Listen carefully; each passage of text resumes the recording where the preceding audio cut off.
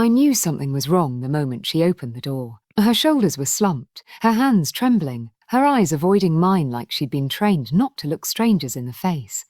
My mother, my own mother, greeting me like a hired maid. And behind her, sprawled across the leather couch I'd paid for, was my brother, shirtless, smirking at a TV bigger than his ego, living in the $1.05 million house I'd bought in Scottsdale, Arizona. Food on the table, beer in hand, no clue I was even there. He didn't even glance up. That was the moment the fuse lit. I didn't speak. Not at first. Silence is the sharpest blade.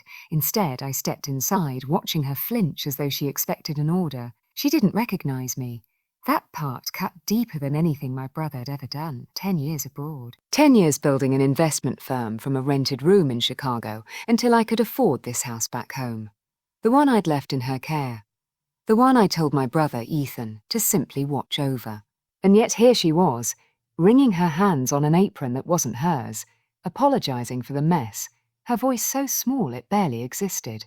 My mother, Linda Harrison, had never apologized to me for anything in my life. That's when I knew he'd broken her. It wasn't always like this. There was a time when Ethan and I were inseparable. Two boys with scraped knees and matching secrets. He was reckless. I was responsible. I thought we balanced each other. I defended him, backed him, believed in him because family was supposed to be the one thing worth protecting. When I left for Dubai, he hugged me like he meant it. Told me he'd take care of Mom no matter what. I believed him. God, that was my first mistake. The betrayal unfolded slowly like rock behind a wall. At first, it was small things. Unreturned calls, my mother sounding tired, bills paid later than they should have been. Then her voice changed, quieter, careful. My brother answered her phone once, said she was busy. He sounded irritated. I'd even called. I started noticing withdrawals from the home maintenance account. Huge ones. Always labelled as supplies.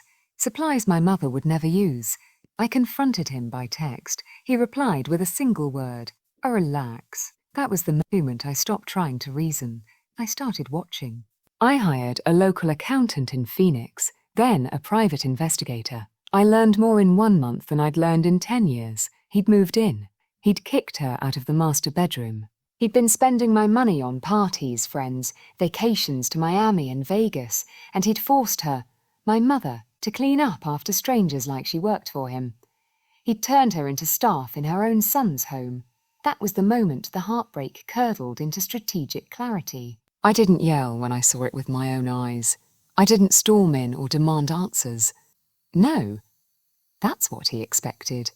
Instead, that night I checked into a hotel 5 minutes away in Paradise Valley and opened my laptop like I'd been waiting for this moment all my life. I called my financial manager.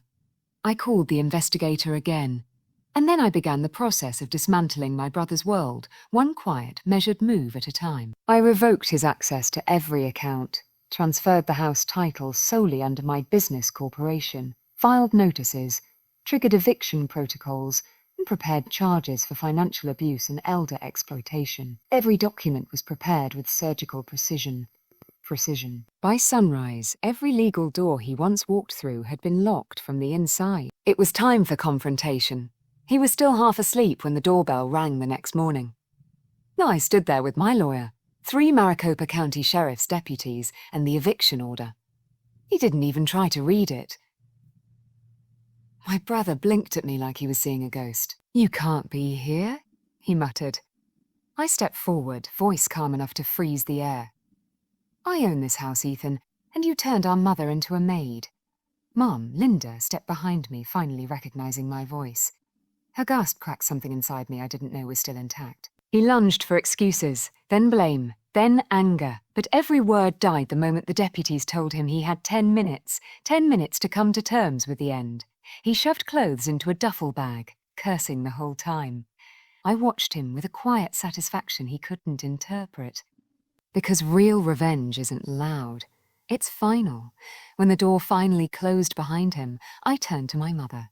She looked at me with tears caught between disbelief and relief, like she wasn't sure this was real. "It's over, Mum," I told her. And for the first time in years, she stood tall, like herself again.